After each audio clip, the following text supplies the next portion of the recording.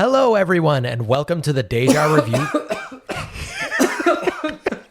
Like, right when you said you're ready to go, I'm like, I have to cough it. That happens to me all the time in Bureau Boys. Hello, everyone, and welcome to the hospital where Mark is about to die. Everything's a copy of a copy of a copy of a copy, copy. Deja vu.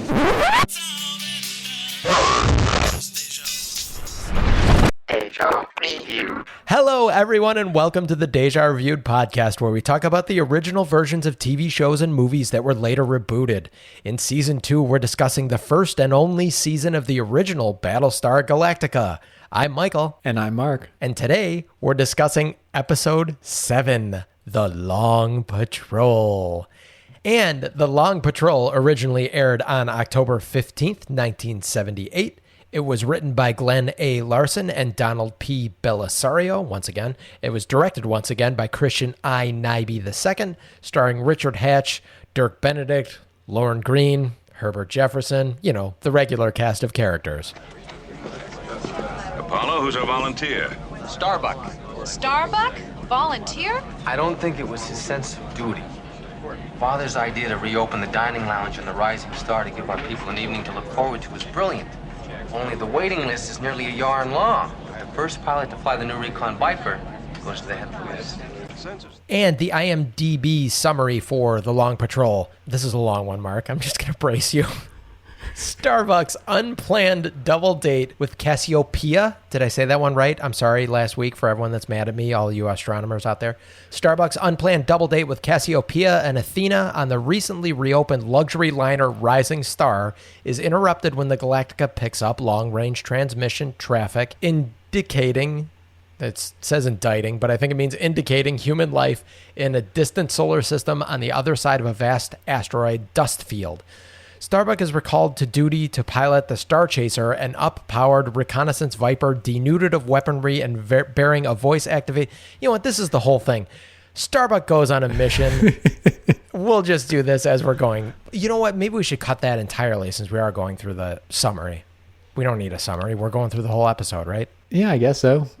I actually thought the part where you just broke in and said, we don't need any of this that was way too detailed of a summary for IMDb. Yeah. IMDb is supposed to be like a line or two. So here's my IMDb summary that I will not go later in post, but you don't have to call it an IMDb summary unless I'm calling you it post an on IMDb summary. Then you have to post it on IMDb. Well, as soon as we're done, post it on IMDb. This is the Internet Mark database. It's my own thing. I'm posting it in my brain.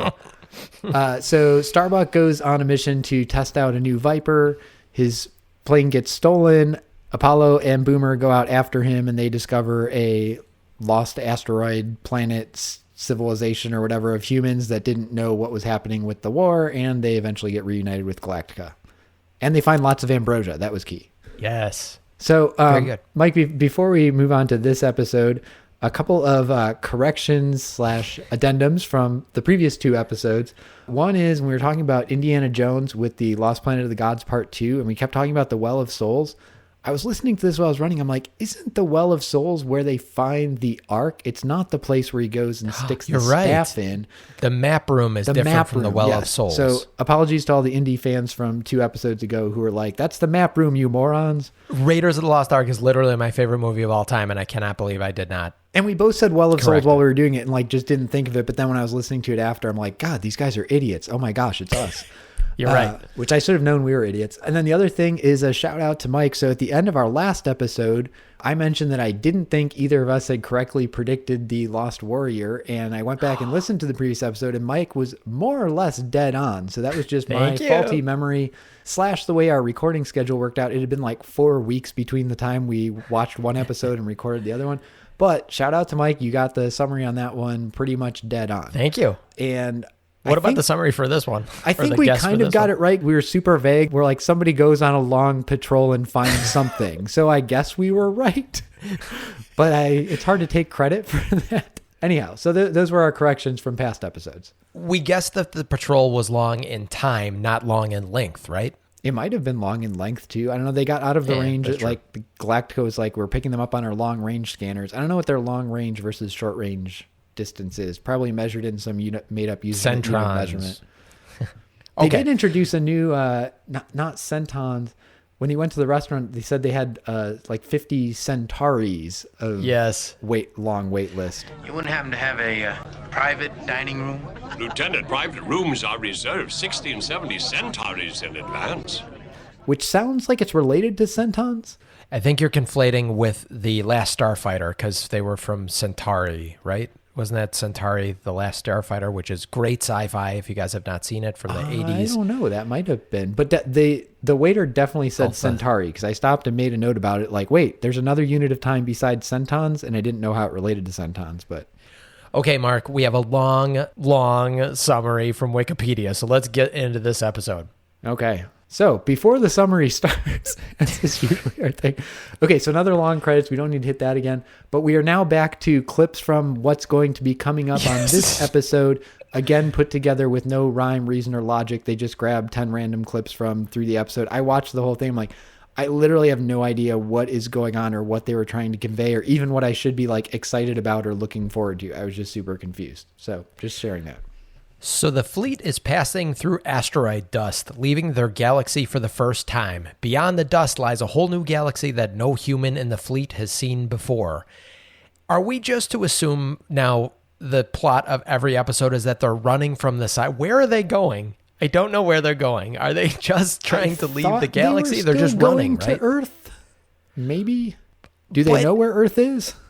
I don't think so, because there's a big thing at the end of this episode where they talk about it. So we'll get to that. But they found Kobol already, didn't they? Couldn't they have lived on Kobol? No, because then the Cylons knew they were there and were like dive Yeah. bombing their tent city that they had set up. Yeah, that's true. But They I had a thought they went to Kobol because they thought they would find directions of where the 13th group had left to go to Earth.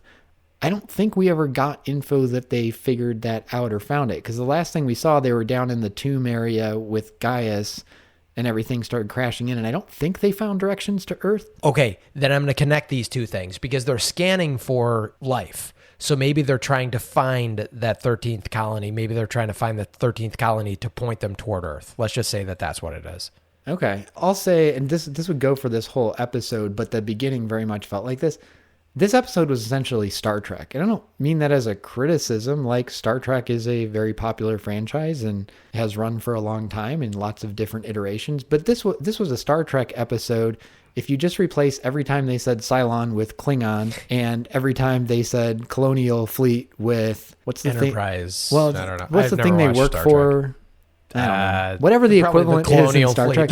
But this is what it is. It's like every episode is Kirk would go to some planet that has some weird backwards crazy history thing and has to set them free or solve a problem. We talked about this with the Western last episode. And then they get back on the ship and they go on to their next planet that they haven't seen. This was a Star Trek episode. We did not get the sense of we're on the run from the Cylons or we're headed towards Earth. It's like we're this ship out exploring new areas. Let's see. Oh, we found some humans. Let's go see who they are. I'm going to forewarn you that I'm going to try and condense as many of these Wikipedia entries of the summary as possible, so bear with me. So basically, they have a volunteer to go scout ahead, and the volunteer is Starbuck. But Athena is supposed to have dinner with Starbuck on this new Rising Star, which apparently they wanted to open this luxury liner, was one of their priorities in getting everything up and running.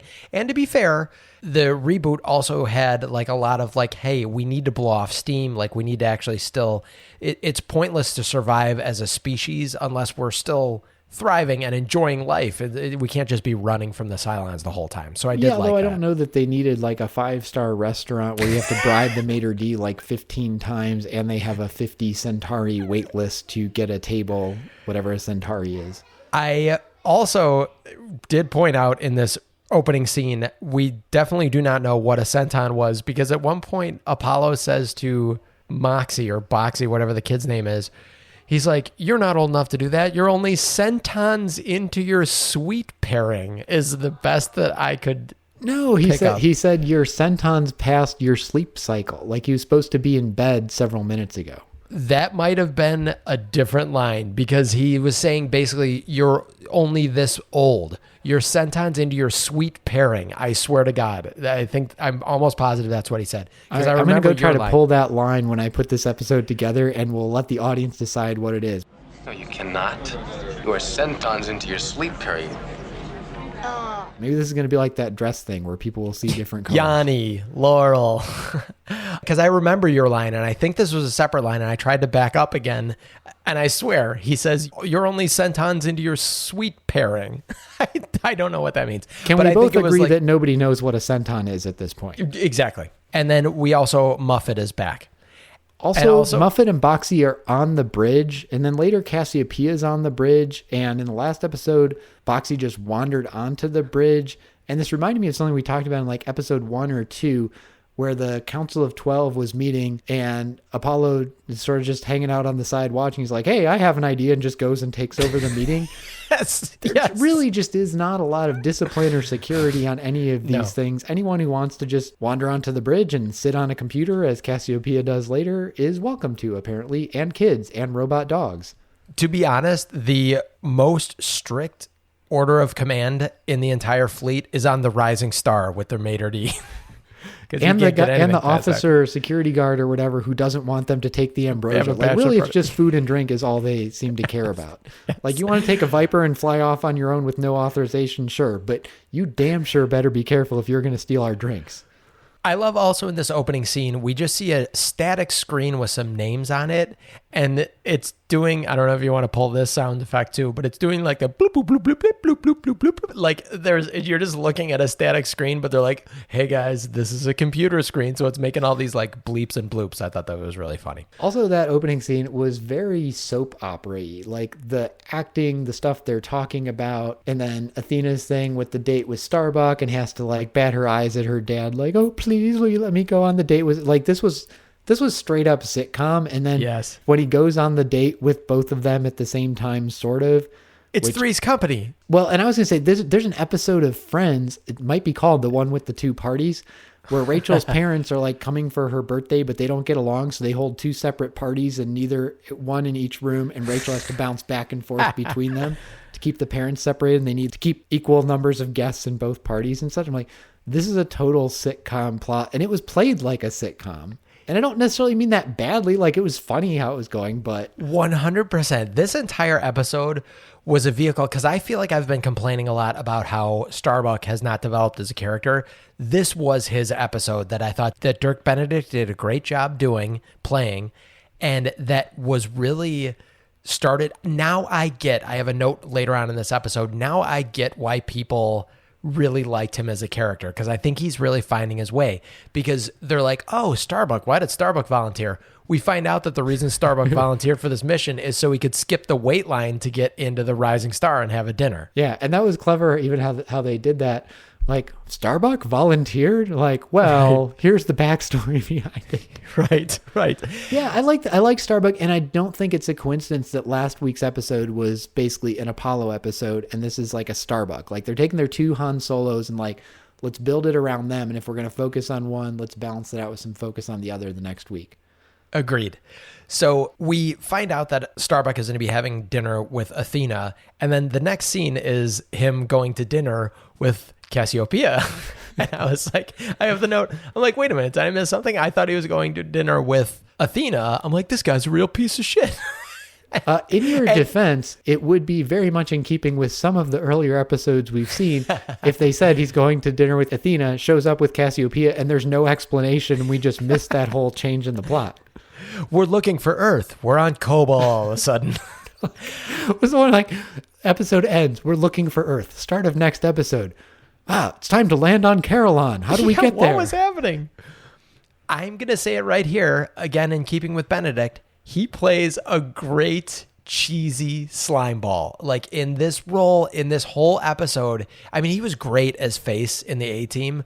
He was, I thought, I think this was some of my favorite acting that I've seen so far, maybe because it was played a lot of comedy in this episode. This was probably the funniest episode we've seen so far. I totally agree, 100%. And I think they're leaning into it more. I do think in the first few episodes, not that Star Wars didn't have comedy, like Star Wars definitely mixed in its moments of comedy, but I think they were leaning into the sci-fi war elements and that stuff.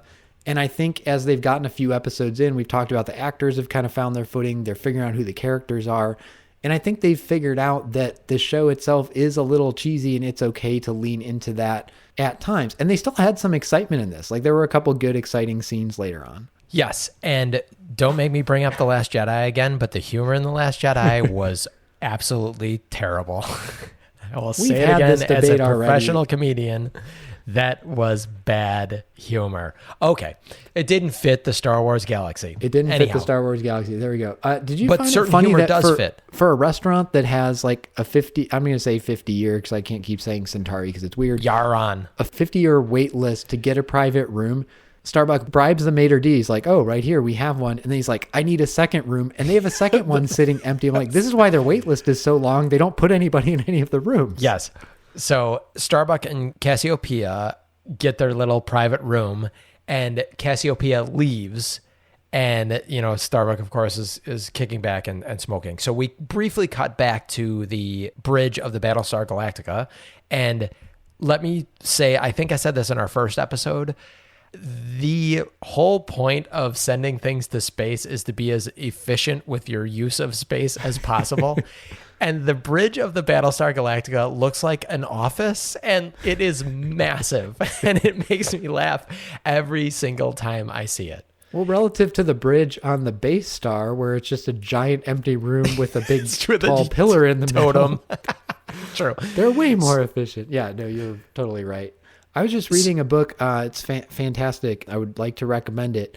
And I am blanking on the name of the author, and I can't see it from here on my bookshelf. The book's called The Three Body Problem. It's a science fiction book by a Chinese author. It's a trilogy. I just finished book 2. Amazing, super good, super riveting, super dark and depressing. Great. That's what everyone needs. That's after what everyone needs 2020. right now. Yeah, I mean, honestly, they have a really good, not like in their world, but like just sort of based on logic and following general apparent principles, the way you would build a system of mathematics, basically explain like, this is why we should not be broadcasting our location out into the universe. And I came out of the book like, I think they're right. We probably shouldn't be broadcasting our location out into the universe. Too late. Anyhow, in that book, one of the cool things they talk about on their starships in there is all the rooms are built around. That way, no matter like what orientation the ship ends up in, if they come into some gravity well, anything can just become the floor, which I thought was pretty cool. Two things about that. One, I'm just going to spell his name because I don't want to try and pronounce it. It's Cixin and then Liu, Liu, if you want to look for that. It's the three body problem. And we'll have a link to it on the show notes. Yes. And you know how there's that rumor that they had cut off the corners? I actually looked that up to say, because they had cut corners on making Battlestar Galactica. Because we were talking, I forget last week, maybe the week before, we were talking about how they had that same homage to the original show where they had the corners cut off of all their pieces of paper. That apparently is not true. That's sort of an urban legend of Battlestar Galactica. But the funny thing is, if that were true and that they were actually trying to cut corners, why do we have this massive bridge? Sorry, I'm just going back to that bridge. Way to bring us back. Okay. We briefly have that moment back on the bridge where they detect some sort of life ahead. And then can I ask a question on that? So they say we detected life, and they're like, is it Cylon? It just struck me as interesting. Would Cylon show up on their life form meter since they're robots? I don't know. I'm trying to talk you into continuing to go with this series so we can find out. I don't know if we'll find out. Okay, keep us going. Back to the Rising Star. Now that Cassiopeia is out of the room, Athena ducks into the room because Starbuck thought she wasn't going to get out of work. Adama had let her get out of work. So she ducks into the room, and we got a real Jack Tripper situation on our hands, or a Mrs. Doubtfire if you're of a certain age. Oh, yeah. I forgot about that dinner scene, too, where he's going back and forth. Oh, that was so great. Yeah. Like, you could not have used Robin Williams' energy much more effectively than making him essentially be the life of the party at two different parties at the same time, or two different tables at the same time. I loved it. I will also say, as a word of warning, if you guys ever find yourselves in this situation, try not to do this. Try not to find yourself in this situation. And I get that this is for comedic value, but just tell both parties that you're sick and excuse yourself. Because if you try to go one way or the other, or you try and play both sides, it never works out. Although Starbuck got really lucky in that they found the life form, and the thing Yes, comes over the Saved by the speaker Bell. like, Lieutenant Starbuck, report for duty. He's like, sorry, duty calls, goes to the other room. Sorry, duty calls, and is going to make his escape, except for the super cheesy, both of them are like looking at some jewel he gave them and literally like walk into each other because they can't see what's in front of them apparently. And like, wait, you have the same jewel and we're both looking at it? I know what happened. That was like over the top even for a sitcom, I thought. Yes, he gives each one of them one of his collar insignias when he leaves. And then I had the same note about the two of them running into each other. But then people have fallen to their deaths looking at their phones. But this is one of my modern applicability things that I pulled from this episode. People run into telephone poles. People are completely oblivious. And if you go to Costco on like a Saturday or a Sunday, just walk around and watch how unaware people are of everyone else around them. So yes, it was silly and cheesy, but like that is actually very, very applicable to how people act in public now. I've seen people trip, twist an ankle, step off a curb, walk into like a newspaper stand because they're dicking around on their phone as they're walking. That is true, and a very sad commentary on our society and on humanity. Am I the only one who has been really happy that Costco during the pandemic, it forced them to stop having their taste test samplings? Because you would go on a Saturday and there are whole families who apparently their entertainment for the day is go to Costco and just hang out at everything and clog up the aisles so you cannot get through and shop because here's our family of 20 people standing here waiting for them to heat up the next batch of samples on this. And I have much more enjoyed going to Costco now that they don't have that. And the people there are, despite being incompetent and unaware of their surroundings, at least there to try to buy stuff. Yeah, true. A couple more funny moments I want to get to before we move on to the actual mission. I really liked Starbuck continually having to hand over qubits or credits or whatever to the maitre d' or the waiter to basically keep him. This was a very funny scene. And like when Starbuck is trying to get out of the room with Athena to go to Cassiopeia, he's like, oh, I'm going to go see if they have such and such. She's like, just buzz the waiter. He's like, no, that'll take too long. And like, it was really, really funny. This was definitely the funniest episode. And I say really, really funny by like, we've seen that done a million times since. Like it's kind of groany maybe at this point, but they wrote jokes into this episode and Dirk Benedict did a really good job carrying them out, I thought. I did love the maitre d', and there was one point where Starbuck asked for something. I don't remember what it was. He's like, well, we'll see. And Starbuck gives him some money and he's like, I don't know. And Starbuck gives him more money. He's like, okay, yes, we can do it. Yes. And at the very end, where he's like, I admire the lieutenant's daring. And Starbuck's like, oh, it's just a routine mission. He's like, no, not that with the two women. It's very pre-war. That was such a good, like, world building thing too. Completely agree. That's the other line I wanted to call out that was very, very entertaining. Can I say one other thing about the comedy, Sure. not just in that scene? Something I noticed just in the lines, and I was writing down things I was making notes on, is we talked about this being a Starbuck focused episode in the sense of he's the one who gets stranded on the planet and is kind of the main focus, the same way Apollo was last week. Even a lot of the other commentary is about Starbuck, and they have a lot of other jokes about him. Like when he's getting ready to take off and he's wearing like civilian clothing and he says, well, the commander said if I get captured, don't want me to look like a warrior. And Boomer's like, Starbuck, you never look like a warrior. Yeah. And then when Boomer and Apollo are out looking for him later and they land on the planet, Apollo tells Boomer to do something. He's like, no, I'm going to do it. And Apollo's like, you've been hanging out with Starbuck too much. You don't know how to follow orders. Like, I like that they kept poking fun at him. And actually it was one of the first times I felt genuinely, rather than like it's just sort of written and this is the framework for the show, that those three characters are kind of like buddies and rib each other and Agreed. hang out and have fun. And even when Starbuck wasn't there, he was still part of their conversations. And I really liked that. Yeah. And you're jumping all around, Mark, because our next thing here is, yes, Starbuck goes into reports to the mission control. He's wearing civilian clothes just in case he has to land on a planet or gets captured or something, so he doesn't look like a colonial warrior. And then there's another really funny exchange here where Apollo tells him that the Viper, that they did a recon Viper that has double the range and speed of a normal Viper. And Starbuck's like, well, how? He's like, you'd have to drop weight to do that. And they're like, well, we took out the laser generators.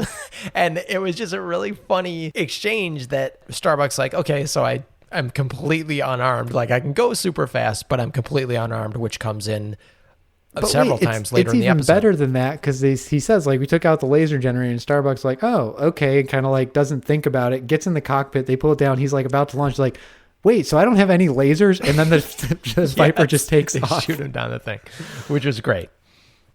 So as Starbuck is taking off, they cut back to the bridge, and there's somebody manning the controls, and I'm just confused. I thought it was Athena who did that, and it's some other woman who I thought at first was Athena, but then Athena's a different person on the bridge later.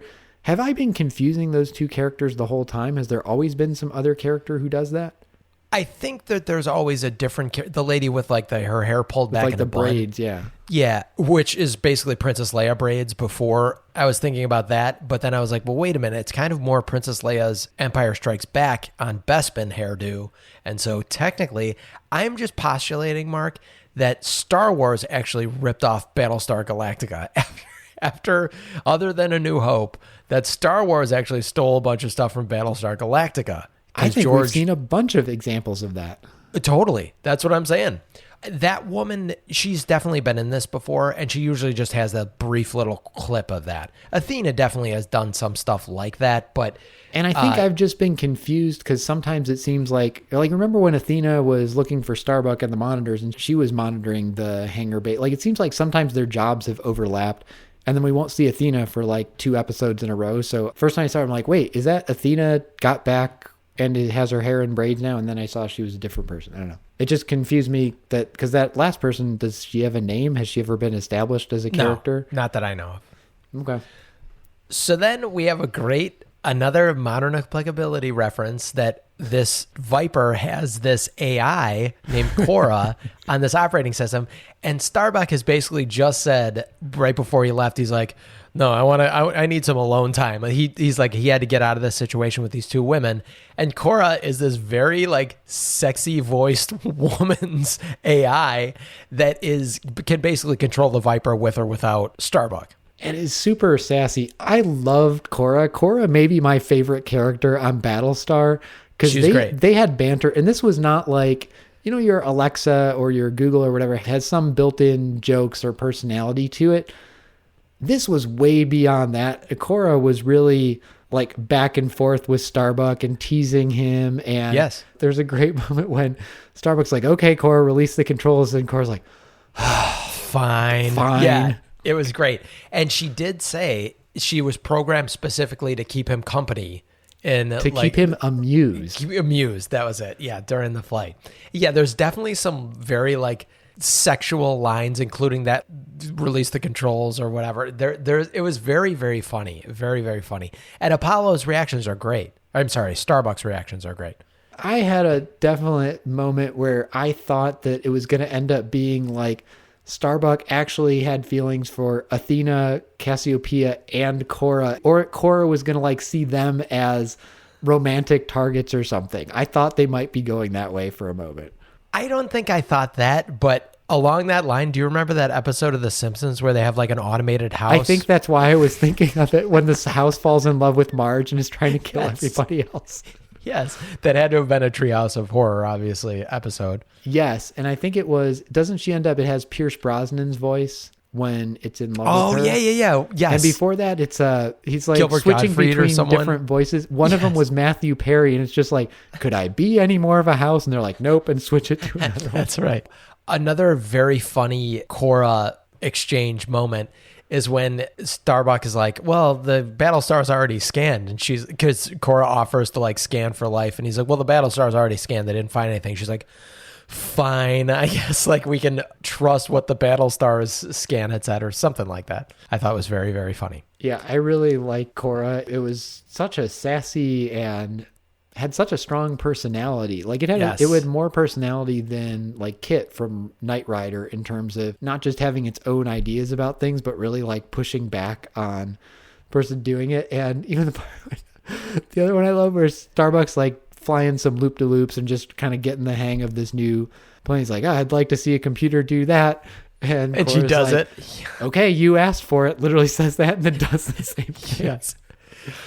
We will get back to discussing the Long Patrol after we take a quick break. Oh, well, my. And don't we look just precious? Commander's orders. In case I have to land. Don't want everyone to know I'm a colonial warrior. Well, Starbuck, you never look like a warrior. Twice as fast, huh? You'll love her. They put a second pulse generator on all engines. Doesn't look any bigger. She's not. They removed the laser generators. Oh, that makes sense. Get rid of the laser generators and, you're unarmed. Okay, we are back. So Cora does her scan and finds that there's two ships around them. So they jump out of whatever their equivalent of hyperspace or whatever they were doing is. And they basically interrupt this chase between these two ships. This freighter is being chased by a fighter and the fighter seems to be piloted by Captain Nemo. Right? Is he actually called Captain Nemo, or does he just look like Captain Nemo? He looks like Captain Nemo. He's got a fisherman's coat on and a wiry beard, and he looked like if the sea captain from The Simpsons was made into a real person and then put inside a fighter. That was him. Exactly. Yes, agreed. So Starbuck doesn't want to leave this poor freighter being chased by this fighter, so he intervenes, but he doesn't have any lasers. So what they do, we see our second space flight, other than just hitting the brakes and watching someone pass by you. He goes right in front of Captain Nemo's fighter and uses his thrusters and kind of blinds Captain Nemo, and the freighter gets away. And he said something about it. They didn't say jet wash, but it was reminding me of Top Gun. It was something like that. Like he'll be in it caught in our wake. Never mind, we're in space and there's no air or anything. And this leads to another great exchange between him and Cora, because she's like, I can do it. And he's like, no, I got it. And he does it. And she's like, basically says, I would have gotten closer to him, or kind of insults the way he did it. And yeah, she's like, do it when you're 50 somethings away. And she's like, you did it at 52. Right. And he's like, it still worked. And he's like, I'm going to land us. And she's like, are you sure you don't want me to do it? And her line was, try not to jar my chips. Yes. Again, another very sexual kind of. Well, she is there to amuse him, and we know what amuses Starbuck. Exactly. Also, the robber who was being chased, and I think his name is Robber, which we'll get to later, was wearing a Hamburglar mask. I thought it was hilarious that call him true. Robber, and he had on the black mask with the aisles, he looked like the Hamburglar, like a raccoon. Yeah. That is very, very classic guy with stripes, carrying a bag of money over his back. Totally. So Captain Nemo's out of the picture, and Starbuck follows the freighter, which has landed on this planet. He follows the freighter down to the planet and meets the first Irish person, I guess, that we've met in This was the lost colony of the Irish, is what it was. Yes. I think at some point back in the history of Cobalt, they just took all the Irish people, threw them on a ship, and flew them off to some asteroid, and they all landed here. Which made me think about, are they making an allusion to Australia being a prison island? Because it was basically Australia being a prison island. They just put all these people on this planet. And we'll get to what happens with all of these people. Starbuck finds all this ambrosia that's on this ship that this guy is, we don't know, smuggling, blah, blah, blah. The guy that he's with basically is like, oh yeah, we can totally split this. And Starbuck gets beamed in the back of the head with a bottle of ambrosia, and the guy steals his Viper. Okay, so I liked Starbuck in this episode. I think you're right. Dirk Benedict has found the character. He's becoming more the sort of lovable rascal character. I would not trust him on a mission. He just does such dumb things. And this, guy's like, oh, we have some ambrosia. And Starbuck just puts away his gun, let's figure out how to split it. And just turns his back, and the guy beats him in the back. Everyone saw that coming except Starbuck. And they did not show it, because that would have been a very brutal hit. It was a very loud skull crack when he actually beans him on the head with this bottle. So they don't actually show it in the episode. I thought it was kind of interesting. The editing for it was a little bit weird because the guy's like 15 feet away from Starbuck and like just waves his arm with the bottle. And I thought he was like throwing a bottle to Starbuck. And then we cut to the next shot and Starbuck is lying on the ground, beamed in the back of the head. Like, I guess he was hitting him. Yes. So the shuttle pilot gets in Starbuck's Viper and Cora's like, "You're not Starbuck." it's kind of a fun little exchange with him, but he takes off. But this bothered me. For an AI that's apparently as smart as Cora is, she knows it's not Starbuck and she keeps asking, "Where's Starbuck?" And the guy doesn't answer, but everything he tells her to do, she just does.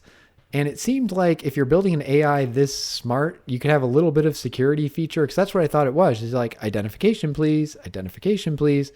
And I thought it was going to be he couldn't fly it because Cora wouldn't let anyone who hadn't been approved to. But instead, she's letting him fly it, send out these transmissions and stuff. But and by the way, where's Starbuck, person who's hijacking my ship now? That seemed weird. We might have some like law of robotics kind of stuff going on in here, though. Just a thought. Maybe, but like what if Starbuck couldn't talk at some point? Like, what if he'd gotten injured and couldn't talk? You know, the guy could have said something. He's like, Starbuck sold the plane to me, and like she would have no way to know otherwise. You know, I don't know. It was just weird that she asked and he wouldn't answer, and she kept asking while she was doing the things he was telling her to do. Yeah, I thought it was strange, and I liked Cora up to that point, and Cora now showing she is maybe not the best security system for the Viper. It's like their special Viper that they ran. They had some name for it. I forget. It was. I think it was just called a Recon Viper. Recon Viper. Yeah. Once the ship gets activated, the Galactica picks up the transmission from the Viper, from what they think is Starbuck's Viper. Mm-hmm. And it's an unauthorized code, unknown code, or unauthorized transmission, unknown code. They're thinking that Starbuck is dead, basically. And then Baltar, we are all of a sudden on a base star. Baltar also gets this signal or this transmission, and so he sends his Cylons out. Okay, so Mike, I know we have tried to move this show away from just being, explain to me what the heck was going on because I'm confused, but I gotta throw one out here. Last we saw Gaius, if I'm remembering correctly, and correct me if we've seen him since then, was at the end of Lost Planet of the Gods Part 2, where he's just like lying under the rubble, shaking his fist, and Lucifer had basically executed a coup and taken over the base ship and had an attack. We've heard nothing from them since, and now we get back here and suddenly Gaius is back on the base star in his high throne with Lucifer again as his assistant with no explanation. Am I correct about that, or did I miss something? That is my assumption as well. Okay.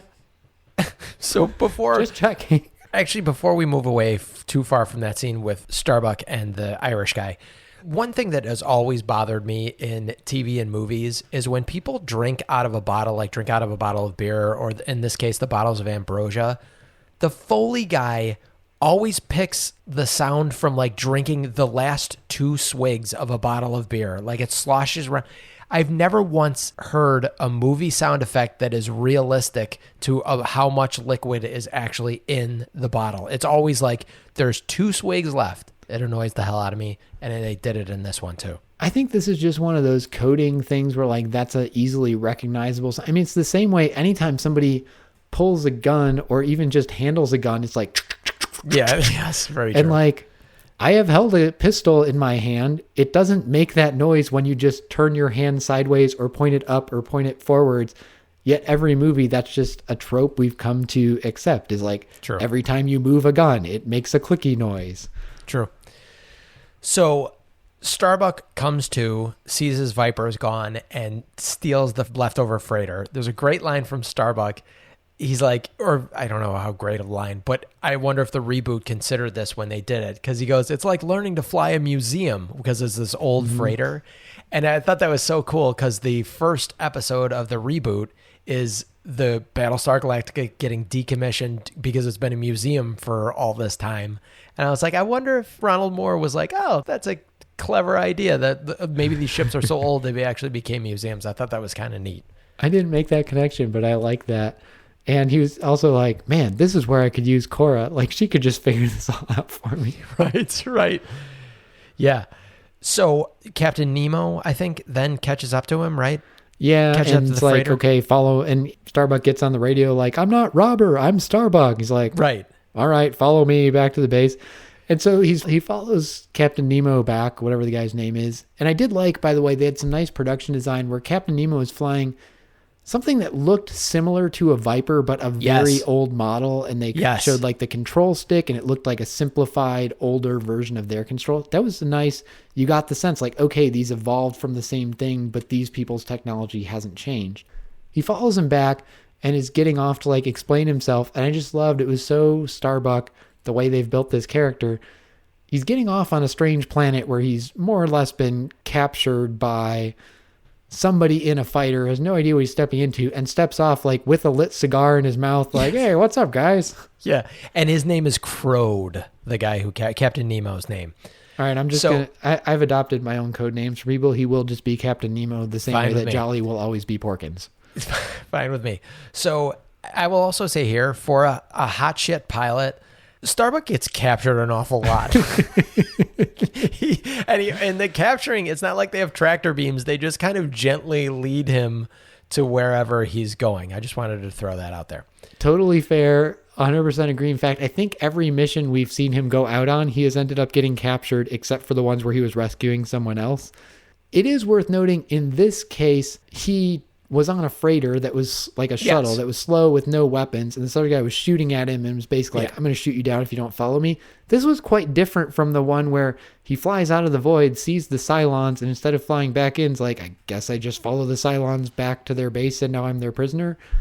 This one I at least felt there was some excuse for why he was doing that. Yes, and to play devil's advocate, the Millennium Falcon, while armed, was also a freighter, maybe a souped up freighter, but Han Solo would have never made that same excuse.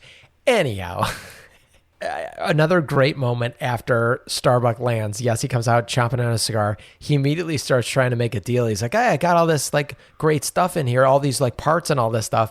And one of the boxes of ambrosia, and we haven't said this yet, ambrosia is apparently very, very expensive. It's a very expensive liquor, I assume, because at one point they're like, oh, you have a 50-year-old bottle of ambrosia. He's like, that hasn't existed in forever. Right. It's like hard liquor that the more it's aged, the more valuable it is. Exactly. So can I share a quick note on that? Because this is something I learned that I thought was really interesting. When I was in Scotland, we went to a distillery where they make scotch because it's Scotland. And they were talking about this. And the reason it's so expensive for the really old stuff is partly because you have to store it for that long. So you have to like wait so long to make a profit. But it's because most of it like evaporates. So if you start with like a giant jug of the scotch and you're going to keep it for 100 years, by the end of it, you only have, 10 or 15% of it left. But the way it's taxed, you have to pay taxes on the amount when it started. So basically on that 10%, you're paying the liquor tax on the entire barrel. Yeah. And so that's partly why it's so expensive, plus having to keep it. I thought that was really cool. By the way, it was also interesting being at a distillery. We used to live in St. Louis and would often, like out-of-town guests were visiting, we would go to the Budweiser plant and you could go see like where they make Budweiser, and it's this giant industrial factory sort of thing. You never took me. We were usually just sitting in the apartment drinking when you were in St. Louis. We never made it out of the house, I think. There was one time two of our mutual friends, who I won't name so they don't get in trouble, but they were driving down from Chicago to visit me, and I was in our apartment in St. Louis, and they called, and one was like, hey, see if you can guess where we are. And then you just hear like beer opening, like, well, I'm guessing you just crossed the state line and it's now legal to have an open container. He's like, yep. Oh, I didn't even all know right, that. hope you make it here safely. Anyhow, so the Budweiser factory, it's like big industrial OSHA, everyone in, white coats and hairnets and everything. We're at the distillery and it's like a mom and pop operation style. And at one point the guy just like opens up a giant vat. He's like, here's where we're making it. Go ahead and stick your head in there and smell it and stuff. I'm like, people are going to drink this. Like, I'm going to stick my head in.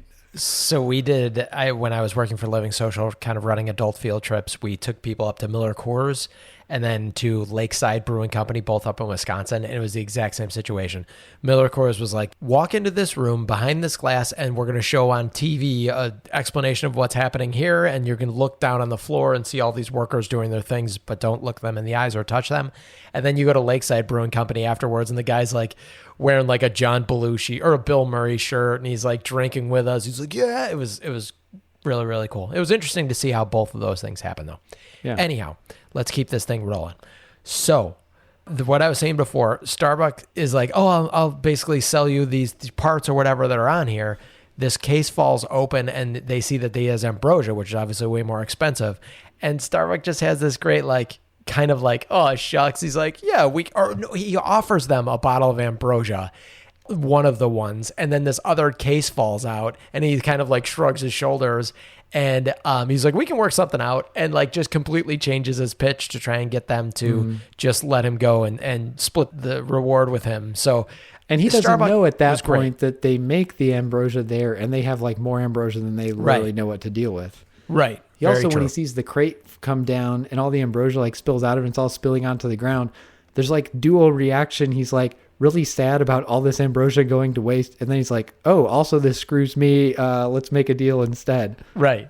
And when the Viper or whatever goes out of range, Apollo and Boomer, they lose sight of it. So Starbuck gets whacked on the head again and wakes up in jail with all these people, these Australian prison colony people. Okay, before you move on from that, there was a part with Boomer and Apollo there, so they get sent out to basically destroy the Viper. Like, they don't want it falling into enemy hands. It was one of those sort of things. Oh, right, and right, have right. this really interesting conversation about, like, we think Starbuck's dead, but we're not sure. What if he's on the ship? Do we still shoot it down? Yeah. And they were really setting up for a real sort of crisis of conscience, like when they had to shoot, what would they do? And I liked a lot of this episode, but this was one of many times in Battlestar where they set up something that could have been a really interesting idea, character moment, and then just completely like never follow up on it or do anything with it. Agreed. There's a moment later where they're going to shoot and they don't know if Starbuck is in fact in the plane. And there doesn't really seem to be any hesitation. They're like, okay, yeah, target's locked on, ready to fire. You know, there is later in this episode, there's another moment of Adama not caring about Apollo and Boomer's actual individual lives in the sake of the mission. So I wonder how much of that is their writers not paying enough attention to the interesting things they're setting up versus how much of that is, hey, this is such a military organization that this is the way it goes and that's it. Yeah, and the Adama moment I quite liked because it felt very like Edward James Olmos Adama, like, yeah, if I have to sacrifice them for the safety of the fleet, I will do it. And there's no debate. Like, that's the decision, what you have to do. They could very easily not have raised this with Boomer and Apollo. The weird thing was they spent like a full minute having this conversation about what do we do and then didn't pay it off. They could very easily have said like, hey, you guys have to go on this rescue mission, and if you can find Starbuck, but we need to destroy the Viper if it's fallen into enemy hands, and not say anything more about it, and it would have been fine. The weird thing was they really emphasized it to the point I'm like, oh, that's going to be really interesting. See what they do when this pays off. And I was guessing like, I think they're going to like supposed to be shooting him and they're going to hesitate because they really don't want to in case it is Starbuck in the ship and that's going to save Starbuck or they'll realize something. And then got to that point. I'm like, nope, that conversation was all for naught. So Starbuck awakens in this prison, and there's these drawings on the wall, and all the other prisoners have ambrosia. There's, for some reason, the attractive woman is in like a bra. Everyone else is like, she was the adulteress. In these tattered rags. Yes, her name was Adulteress 58. You are right. That guy's name was Robber, because all of this group of prisoners has just lived generations in prison, because you just that's essentially your birthright. It just gets passed down to you, the name of the sin that you did. And there's a great exchange where they're like, what is Starbucking? That sounds like something exciting, because they think his name is Starbuck because he committed the crime of Starbuck. And they're also like, whoa, he's an original sinner, because they're all the 15 generations down. And Starbuck's like, wait, like your great grandpa committed forgery and now you're still in prison for that? Like, yes, I'm forger so-and-so and so-and-so, but like at least we're not the original sinners, because that was the bad thing. It's an interesting idea. This was the part where I was totally like, this is Star Trek. Like, I may have actually seen an episode of Star Trek where they did this exact same thing. I'm not sure on that. Somebody who follows Star Trek more than me, check in and tell me if that's right. But landing on a planet where there's some sort of weird judicial system or heritage in the way that your parents lived, like, that's the plot of like half the episodes of Star Trek. And so I was like, okay, that was a decade ago, very successful, and definitely see them ripping off of that here in addition to Star Wars. And so these prisoners are asking about the war. because they think that this ambrosia that they've been making is actually for going to Starbuck and the Colonial Heroes or whatever. But Starbuck kind of tells them that, hey, I guess we'll hold off on that, because he later tells them that all the ambrosia is basically sitting outside. But we do find out that they were originally part of the colonies, because they're even like, death to the Cylons. And Right. Like, okay. So there's a really nice moment, I thought, here where Athena calls for Cassiopeia and tells her that Starbuck might be dead or is missing at least. And I thought that was kind of a nice moment, because they had this rivalry, obviously wooing over Starbuck's affection. And it reminded me, this is going to be a weird pull, but it reminded me of The Office. You know when Dwight hits his head, Michael fries his foot on the grill and Dwight hits his George head. Foreman grill. Then the George Foreman grill. Dwight hits his head trying to take him to the hospital. He gets in an accident and he might have a concussion. And Jenna Fisher's character, Pam, goes to the hospital with him. And when she comes back, Dwight and Angela are having this secret affair.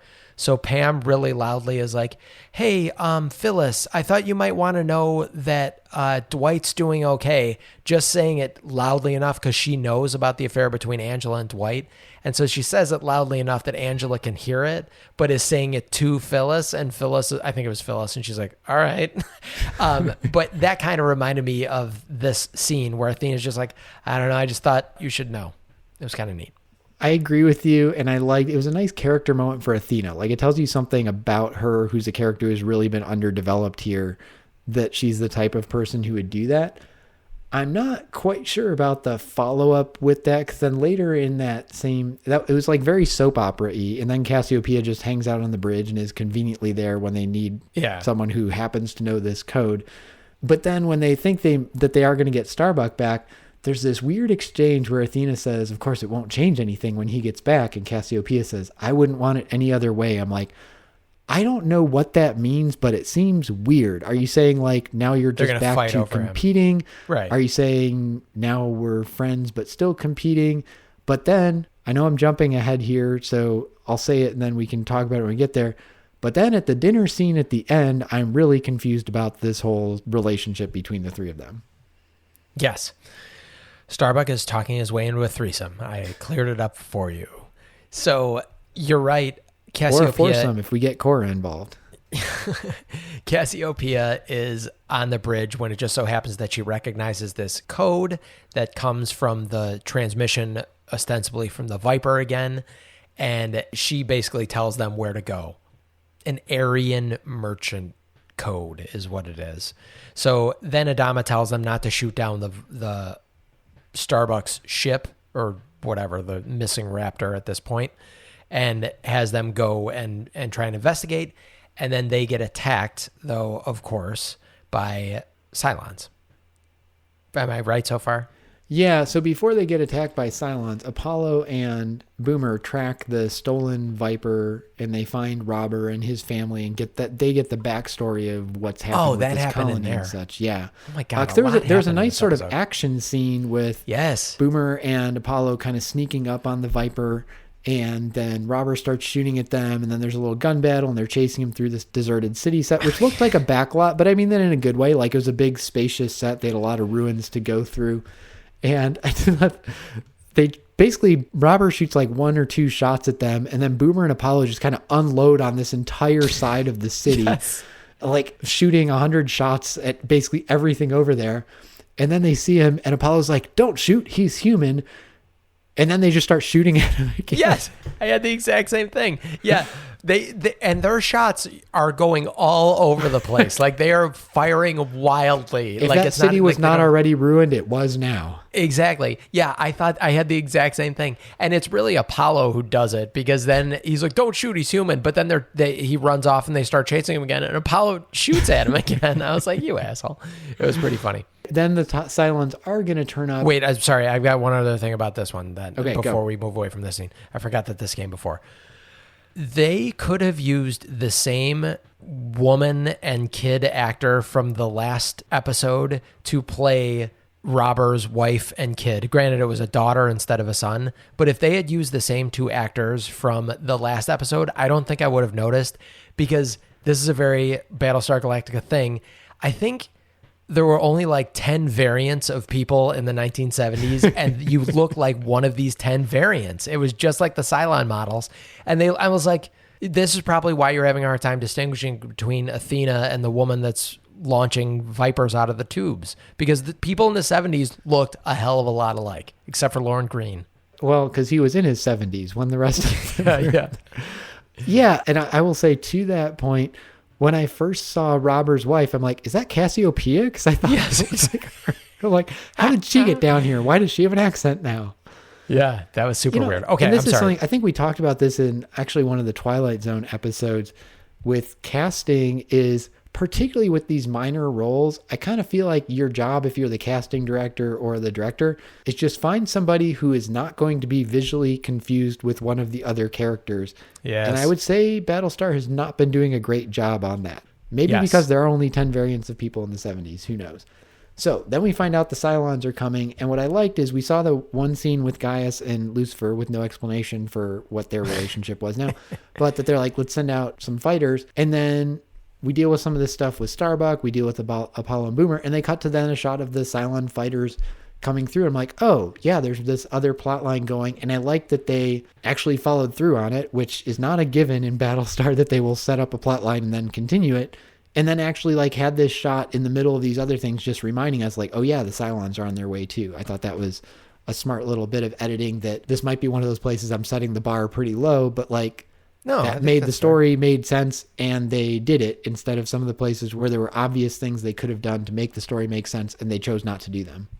And then this is when we get that moment with Adama essentially abandoning them, because the Galactica picks up the Cylons on its radar, and he basically is like, let's move away from them, which would have essentially stranded Boomer and his kid, Apollo. Right. And then talking about setup and payoff, there was a nice moment here. So Adama is like taking care of Boxy, and they're trying to establish some sort of grandfatherly relationship. I guess literally a grandfather relationship, because he's a grandfather now, apparently. And Boxy adopted to this new family very quickly. I mean, like, we don't see the moments where he's like grieving over his lost mother, but he's like, I can't sleep well when my father's not here. Like, right. He had known Apollo for like a week. A minute, and that relationship apparently got very tight very quickly. So he starts telling him stories about Earth. My only beef with this scene is he calls Earth a blue-white planet. Who the hell calls Earth a blue-white planet instead of a blue-green planet? Like, the clouds are not part of the planet. Well, maybe that's what it is in their myths. Let's also remember they've never seen Earth. Okay, but we all know Earth is Earth. Oh, in their myths. Okay. Fine. You're criticizing him for this planet they've never seen, aren't sure exists, as part of their myth that he doesn't have the right description of it. Yes. Fair enough. So back to the prison.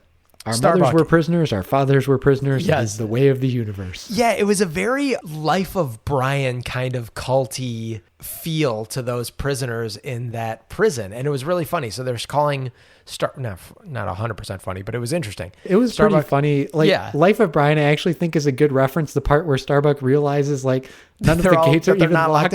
Yeah. So that's like, coming up. So why don't y'all just leave? They're like, close the door. We got to stay in ourselves. Right. So Starbuck basically like leans against his cell door. Starbuck, who they're calling Bootlegger 137 now, essentially leans against his cell door, and the whole wall, he just like kind of picks up the whole wall and is able to move it. And it was super funny. Like this revelation. He's like, why don't you guys just leave? And they basically think that they're supporting the cause. So they like their lives. But then this is when we find out that the Ambrosia is just sitting out there. I think they tried to set that up as well as they could. Like you said, that they feel like they're supporting the cause. They make the Ambrosia. It's going and supporting the fight against the Cylons. I don't know that I would be willing to live my life and also have my children and their children's children live in this cell just because we're making the Ambrosia, when I can easily just walk out of the cell and like, hey, can't I live outside the cell and still make the Ambrosia and still help the cause? Yeah. And it was just funny because they obviously knew this wasn't a revelation to them that this was unlocked. They knew that they could get out at any time. They just decided to live there. Which was well set up. They didn't set this up early. Like it shows everyone like holding on to the cell bars. And it was the happiest jail I've ever seen. Everyone was very content with their lot in life. Maybe because they're drunk all the time. But it's funny though. It's not like this is like like a nice like white collar prison. They're like living in filth. Like they're all super dirty. There's like the one hot lady in her bra, but like otherwise they're wearing these tattered rags. So, but I guess if we thought about it more, given that they and their descendants and their forefathers have all lived in here, at some point there has to be a way for some mingling so that they can have. So maybe at some point you're like, hey, adulteress 43, forger 52 is like, hey, I'm going to just come over and join your cell. And he walks out of his and joins over to hers. That's a good point. I don't know. So then Crode comes back, and basically Starbuck is trying to incite a coup. How very topical. And he does. They come out and they overpower Crode's guys, and then they want to see the loading docks. And then the Cylons show up. Or no, then Boomer Yes. and Apollo show up. And I did love this. This is another great Starbuck moment. Boomer and Apollo land, and Starbuck, instead of being like, hey, glad to see you guys, he's like, look how much ambrosia they got. We're going to be rich. And Boomer's just like, I give up. I just give up. There's another great moment too when they're landing and they're Vipers coming in, and one of the prisoners is like, or maybe it's Crode is like, oh, Cylons. And Starbuck's like, if those are Cylons, I'm in trouble. And he almost does like the pull your collar, like, it was pretty funny. Yeah, I remembered that one as one of the shots from the very beginning where they're like, yes, coming up in this. I mean, they didn't say coming up in this episode because that would have made too much sense. But that was one of the things where like, if those are Cylons, I'm in trouble. And I was like, okay, does that mean there are going to be Cylons coming? Do they think he's a Cylon? Like, again, no explanation of how all those early things fit together. But that was a cute little moment. Then the Cylons show up. And I did like, they just see a planet with something on it and start shooting. They don't try to figure out who's there. Is this part of the fleet? Are these allies, enemies, whatever? Like buildings, shoot. Yeah. And the footage reminded me of when they took over humanity or tried to wipe out humanity. It was just them flying over, shooting at tents, basically. Yeah, the Cylons really need to develop some sort of like missiles or bombs or something that does, because their only solution to things seems to be fly over them, shoot some lasers, set some things on fire, and that's kind of all they got. So the pilots get back in their ships and they go out to fly. And you mentioned earlier that we had our first new trick on the Vipers other than this is the throwing second the brakes. new trick. And we That's get a right. second new trick. Yes. Where they're flying just towards... before we leave. So yeah, the Boomer and Apollo and Starbuck all go up to face the Cylons, and all the prisoners basically go back into their prisons to hide from the Cylon attack. But yes, then we have a great Korra moment. And before you say it, I hope that this is the AI for Starbuck's ship for the rest of this series, because this is a great character. I hope so too. This could be a very like Michael Knight Kit relationship ongoing with, I'm going to say, weird romantic sexual overtones, at least from Korra coming through. But yes, I loved Korra. But so they get in, and Starbuck has a plan, and it is actually a new strategy we haven't seen, which is he's got a Cylon tailing him, and he's leading it towards the ground. And then he said, pull up maximum up, G-force or whatever. Word is, yeah. And you'll pass out. Maximum He's like, G climb. You can fly the ship. That's right. And she's like, anything you say, honey.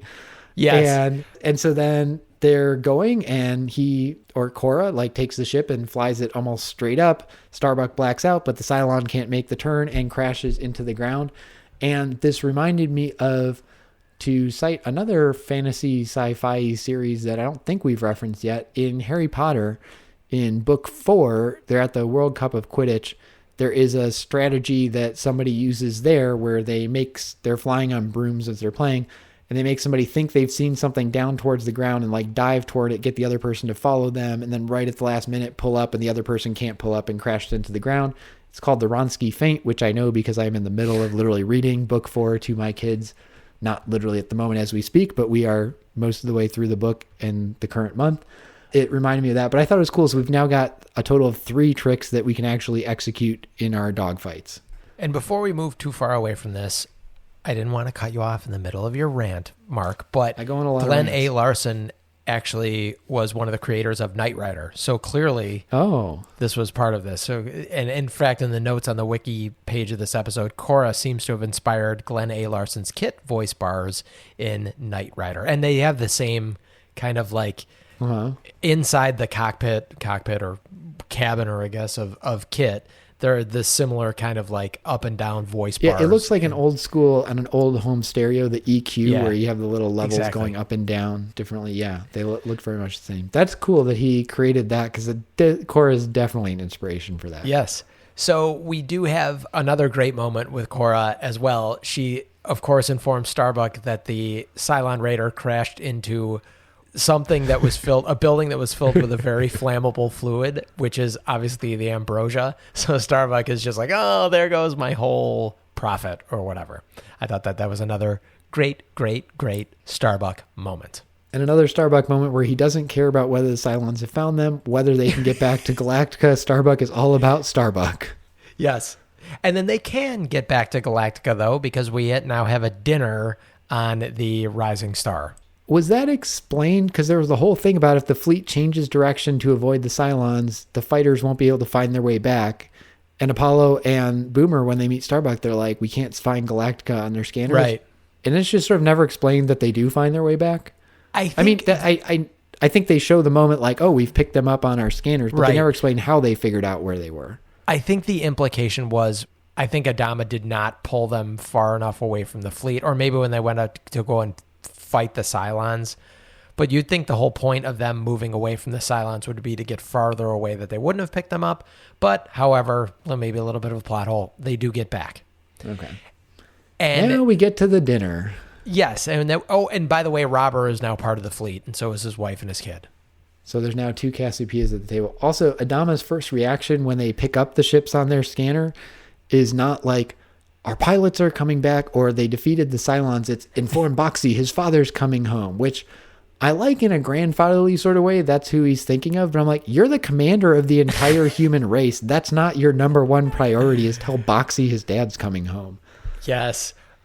Now, we get a good payoff, though, at the end of this. We do. Because we have a couple good payoffs, because Boxey is passing around this map that he drew of essentially, I think, our solar system, Earth's solar system, which I assume is our solar system. And everyone's like, oh, that's so cute. He'd drawn it for Apollo, and he's passing it around the table. And it gets to Starbuck, and he's like, this blue one here is supposed to be, you did it wrong. This blue one here is supposed to be here. And they're like, what? They're like, how do you know that? He's like, and Starbuck had realized from the drawings that were on the wall in the prison that he had seen the same solar system drawn. And then we had seen that. They showed it when he was in the cell, showed him like studying the wall and seeing that map. And Adama, we had also seen Adama talking to Boxey about, because Adama was like, oh yeah, I was teaching him about, that's what I taught Boxey earlier. Like I was teaching him about Earth's solar system. So there were kind of 2 neat payoffs there. And then Robber jumps in, and they're like, oh, the unknown one. Like there was this crazy guy, though they thought crazy, who had been drawing these maps in this prison, the silent one. The silent one, because he never talked. He just drew the maps. Yeah, drew those maps. So then they realize that they think that this is their next clue toward finding Earth. Yeah, like maybe it's somebody who knew where Earth was.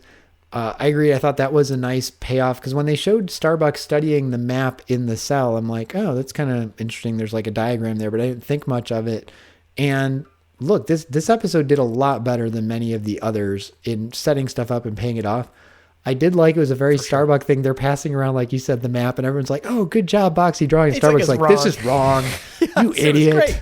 It was great. Dirk Benedict crushed it in this episode. I'm just going to flat out say he crushed it in this episode. He did, because he ends up at dinner with Athena and Cassiopeia, both there with him, apparently fine with this new dynamic. Yeah, love it. That's kind of all I had for this episode. Same here. Mark. Can I say, as they're wrapping it up, because this is sort of the very conclusion of it, I thought this was far and away the best episode we've seen that had a build, setup, payoff within the episode, and also set up these longer running threads where, like, I felt like I got closure here on this story, but also they've set up the connection and question for the next episode. Now, we will see in the next episode if they follow up on this at all, because the track record would suggest no, we will completely forget about this map ever existing. But this was well done TV in terms of a complete narrative here, but setting it up in the context of the ongoing storyline.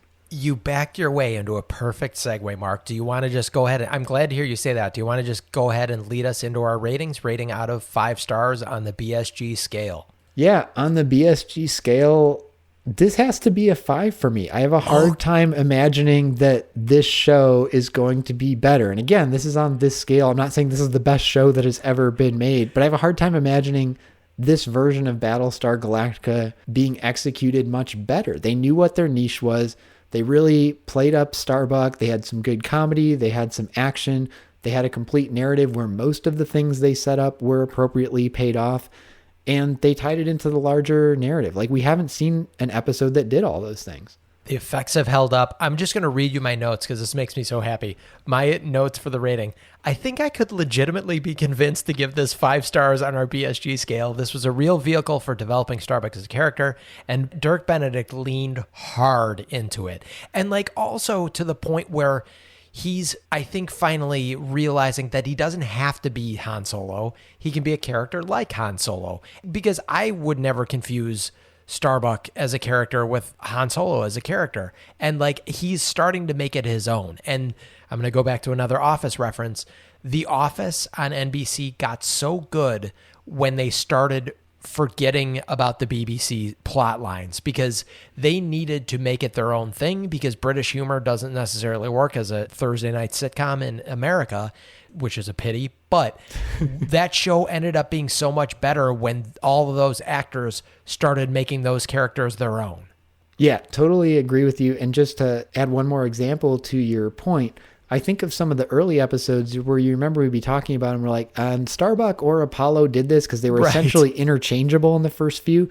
And they've now gotten to a point where, like, if you told me what somebody did, I'd be like, oh, that was Starbuck or that was Apollo, because they are following those characters. They're not just this Han Solo split into 2 bodies anymore. Great point. Apollo is very serious and has been getting more and more serious, whereas Starbuck is getting more and more comic relief, and Benedict was a great choice for it. I feel like I doubted it early on in watching this, but I really am liking Dirk Benedict. Agree right there. Also doubted it, and it's gotten better, and they have figured this out. And we did talk about this during the first 3 episodes, which were really all the pilot, about how it's really hard in a pilot to find those characters. And there have been a lot of great shows that if you look at the pilot and then you look 5, 6, 10 episodes in, they've figured it out a lot better. Yes. And so it's great to see that happening. Yeah, again, if this was a scale of 5 stars relative to all TV, this is nowhere near a 5-star, but on our Battlestar scale, it was entertaining. It did what it set out to do. And I do feel this legitimately was the best episode we've seen. Agreed. Okay, good. So, Mark, the moment of truth has come. Has the Long Patrol convinced us that we should watch another episode of Battlestar Galactica, or should we leave on a high? So it's a good question, because for those who think back to our promo for this season, my guess was we would try to make it through 7 episodes, and if we got more than that, that would be a win. And so we're right at 7 now. There's something to be said for ending on a high note, but also I'm actually now have some genuine curiosity about seeing where it goes. So I would vote for let's take a look at the next episode, but I think I don't know if I'm in this for the 30 plus episodes we did of Twilight Zone, but fair. Let's stick with it a little longer and see where it goes. Fair. And if we condense all of those, the 3-parter at the beginning, we are not at 7 episodes yet. Oh, maybe we get to 7 stories? Episodes. We're at 7 episodes of Deja Reviewed with this episode, but we are technically not at 7 episodes of... Well, technically we're on episode, 4? Because there was a 3-parter, then a 2-parter, then a 1... This is only our second 1-parter, so this is really the 4th story. And I think, Mike, isn't our next episode also another 2-parter? Funny you should ask that, Mark. Yes, next episode is technically only episode 6 of Battlestar Galactica. And do you want to guess, based on the title, what the next episode is going to be about? This is probably the reason I'm voting that we keep going, is because this is one of the worst, best sci-fi named episodes I've ever seen. Okay, give me the title. It is Gun on Ice Planet Zero, Part 1. Wow. Gun on Ice Planet Zero, Part 1. So we got another 2-parter, like you said, coming up, and it's Gun on Ice Planet Zero, Part 1. And I will give credit to you for this, so I'm not stealing it, but you mentioned that the next episode sounded like a Mystery Science Theater 3000 title, yes. And it totally does. Yes. I might be regretting the fact that we are continuing on, but we'll give it a go. Because now also we're signing on for 2 more episodes, because we got to make it through part 1 and part 2. All right, Gone on Ice Planet Zero. I'm going to say that they stop at some planet and it's very icy. It's Hoth. It's Hoth. And I'm going to say, this is probably wrong, but I'm just trying to do something interesting. I'm going to say they find some sort of big ancient like defense system for the planet defending itself, like a giant gun. I am going to reiterate the fact that I think George Lucas only sued Battlestar Galactica to divert attention from the fact that George Lucas actually stole a bunch of ideas from Battlestar Galactica, because they're clearly going to Hoth on this. This is an ice planet. That's what Hoth was. So gun on ice planet. I almost want to say gun on ice planet Hoth. Gun on ice planet 0. I think that is a very good guess. I think that we are going to get another spaghetti Western Man with No Name thing where they have to go land on this ice planet. I don't know why they're landing on an ice planet, considering they need supplies. Maybe they need water. And then have we ever gotten an explanation for why they land on any of these planets? No, very good point. So they land on this planet. They solve some sort of local problem, like the spaghetti Western guy running into town. And I'll just say the local problem is, I'm going to say not Cylon based this time, not specifically Cylon based this time, that there's like a gunslinger on this ice planet that is not a Cylon. This is basically the plot of The Lost Warrior, except it's on an ice planet and it's not a Cylon. Let's also remember this is a 2-parter, so there's got to be something more to it than that. By the way, this episode, The Long Patrol, I think they packed a lot of plot into. Yes, they did. Which is probably why we liked it. I don't know that there has to be more to it. So this is going to be The Lost Warrior on an ice planet just spread out into 2 episodes. Exactly. The dinner scene where there's like cooking the fire and she's going to say why she hates guns is going to be like 40 minutes long. Exactly. And yeah, I hope was we get first more thinking good about something development. about not liking guns, but I'm like, they just did that 2 episodes ago. I got to go with something different. And there is some really good sci-fi about planets people find on exploration that have some sort of built-in, long abandoned, but still functional defense system that like shoots them down. I hope it's your idea, because that's a super interesting idea. I just am not super confident that will be their idea. No, I'm much more confident. Yours sounds much more likely to be correct. I'm going to go ahead and hope it's mine just because it would be more different. Yes. So we will be back. To our fans to listen, let us know if you think we should keep going or if you're done with this and ready for us to move on to a new show. Just like, is Mark ready for me to finish this episode and move on to a new episode? Clearly not. It took you not. like 6 takes to do the beginning. So. No, my first one was awesome. You just interrupted. Thank you for listening. This was Deja Reviewed. If you want to watch along with us, you can use the NBC app or go to NBC.com. You can watch full episodes for free. We will be watching episode 8 on NBC.com. Again, it's Gun on Ice Planet 0, part 1. If you start with part 2, you're going to be super confused, or maybe it won't affect your watching enjoyment at all. It remains to be seen.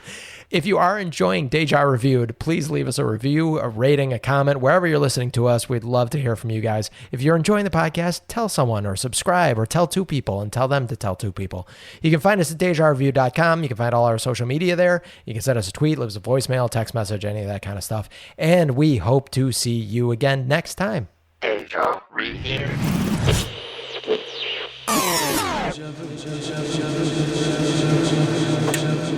do I usually say here? I clicked off of it. It was written. We've done this show one more like time. 40 times.